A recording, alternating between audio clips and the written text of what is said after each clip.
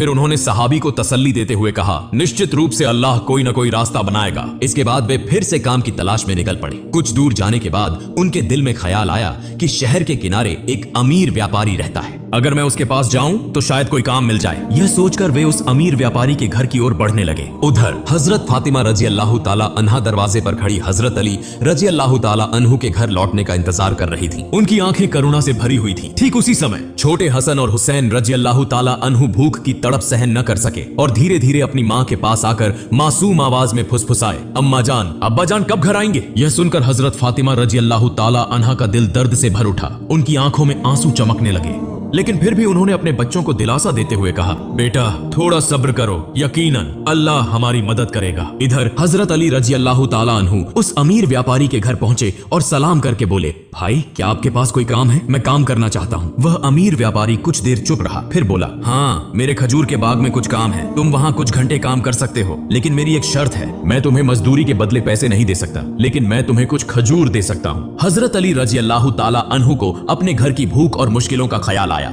जिससे उनका दिल कांप उठा और आंखों में आंसू आ गए। उन्होंने तुरंत इस काम को करने के लिए हामी भर दी। इसके बाद हजरत अली रजी अल्लाह ताला अन्हु खजूर के बाग में काम करने लगे। मालिक के आदेशानुसार उन्होंने सारा काम अकेले पूरा कर दिया। इस तरह कई घंटे बिना रुके कड़ी मेहनत करने के बाद वे उस अमीर व्यापारी के पास गए और कहा, मैंने आपके आदेश के अनुसार सारा काम पूरा कर दिया, अब मेरी मजदूरी अदा करें। तब उस अमीर व्यापारी ने कुछ खजूर हजरत अली रजी अल्लाह ताला अन्हु के हाथों में रख दिए। खजूर पाकर वे बहुत खुश हुए और तुरंत अल्लाह का शुक्र अदा करते हुए बोले, ए अल्लाह, तू ही हमारा रिज़्क देने वाला है, अगर तू हमें आजमाना चाहता है तो हम सब्र करेंगे, लेकिन हमारे ईमान को मजबूत रख। यह कहते हुए वे तेजी से घर की ओर रवाना हो गए। इधर जब हजरत अली रजी अल्लाह ताला अन्हु घर के करीब पहुंचे, तब मदीना का आकाश गहरे लाल रंग में रंग चुका था। सूरज पश्चिम की ओर झुक रहा था और चारों ओर इफ्तार की तैयारियां चल रही थीं। उसी समय थके हुए शरीर के साथ हजरत अली रजी अल्लाह ताला अन्हु घर में दाखिल हुए और उसी वक्त मस्जिद नबवी की मधुर अजान की आवाज दूर से गूंजने लगी। घर में इफ्तार के लिए केवल कुछ खजूर और पानी था, लेकिन फिर भी वह घर अल्लाह की रहमत से भर गया। सब एक साथ इफ्तार के लिए बैठे। हजरत हसन और हुसैन रजी अल्लाह ताला अन्हु को दो दो खजूर दिए गए। हजरत अली